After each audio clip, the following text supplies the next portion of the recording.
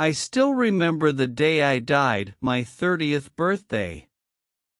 It was supposed to be a celebration, a milestone in my life, but it turned out to be my last day on Earth. When I opened my eyes again, I was back in my 18-year-old body, and my killer was smiling beside me. How could this be? Was I dreaming? But everything felt so real.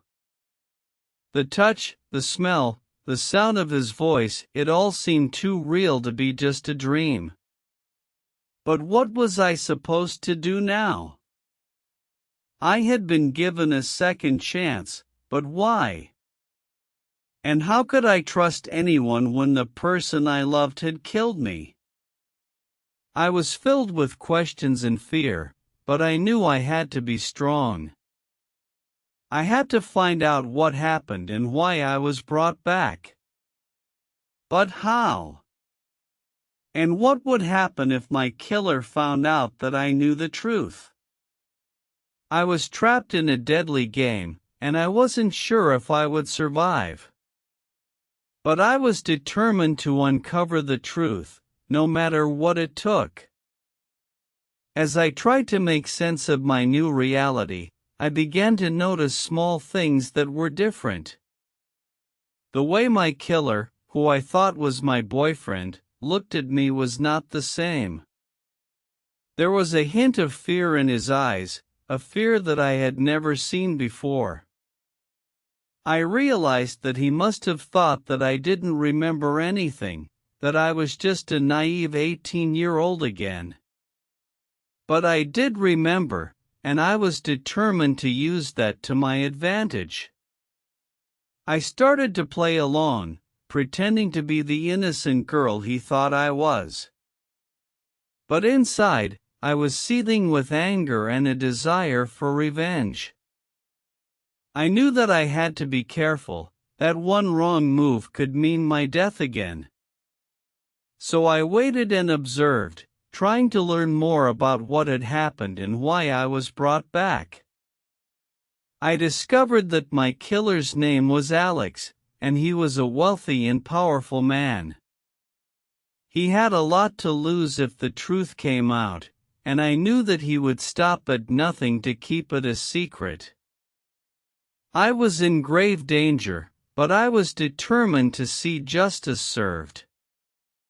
As the days went by, I found myself getting closer to Alex, pretending to be the girl he thought I was.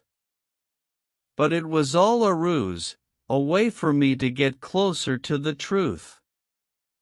And then, one day, I stumbled upon a clue that would change everything. A small note, hidden in Alex's desk drawer, with a single sentence that made my blood run cold: "You will never remember." But I did remember, and now I was more determined than ever to make him pay. As I delved deeper into the mystery, I discovered that Alex was not the only one involved. There were others, people who had helped him cover up the crime and keep it a secret. I found myself in a complex web of deceit, where nothing was as it seemed. Everyone around me seemed to be hiding something, and I was the only one who knew the truth. But I had to be careful, as I didn't know who to trust. I started to investigate, following a trail of clues that led me to a surprising discovery. Alex was not who he claimed to be. He was, in fact, a rich and powerful man, with connections to the highest levels of society. And he had used his wealth and influence to cover up the crime and silence anyone who dared to speak out. I was horrified, but I knew that I had to keep going. I had to expose him, no matter what it took. But as I got closer to the truth, I realized that I was in grave danger. Alex would stop at nothing to keep his secret safe, and I was the only one who stood in his way. I knew that I had to be careful, that one wrong move could mean my death. But I was determined to see justice served, no matter what the cost. And then, just as I thought I was getting close to the truth, I received a message that made my blood run cold. "You're getting close," it said. "Back off, or you'll regret it." I knew that I had to be careful, but I was not going to back down. I was going to see this through, no matter what. I knew that I had to act fast, before Alex could silence me. I gathered all the evidence I had and went to the police, telling them everything.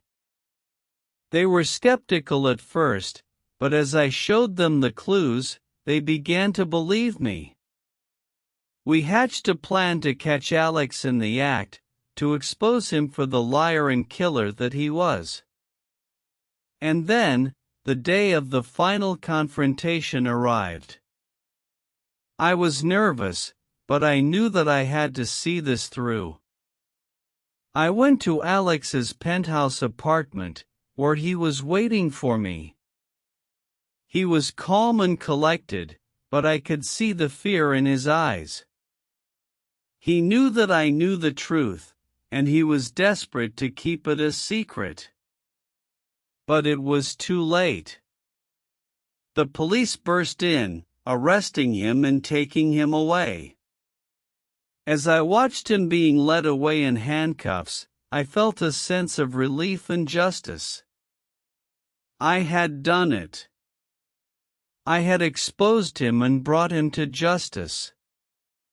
And as I looked out over the city skyline, I knew that I had been given a second chance, a chance to live my life again and make things right. I was determined to use that chance, to make the most of it. And I knew that I would never forget the lessons I had learned, the lessons of courage and perseverance in the face of danger and deceit. As I stood there, looking out over the city, I realized that my journey had taught me a valuable lesson. It had taught me that even in the darkest of times, there is always hope. And it had taught me that I was stronger than I thought, that I could overcome even the most daunting challenges.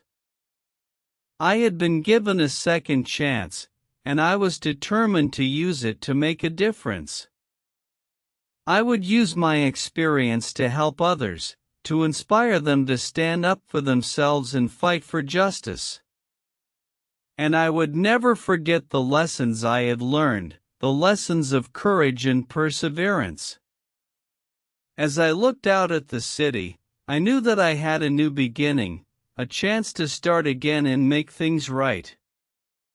And I was grateful for that chance, grateful for the opportunity to live my life again and make a difference. I had been reborn, and I was ready to take on the world.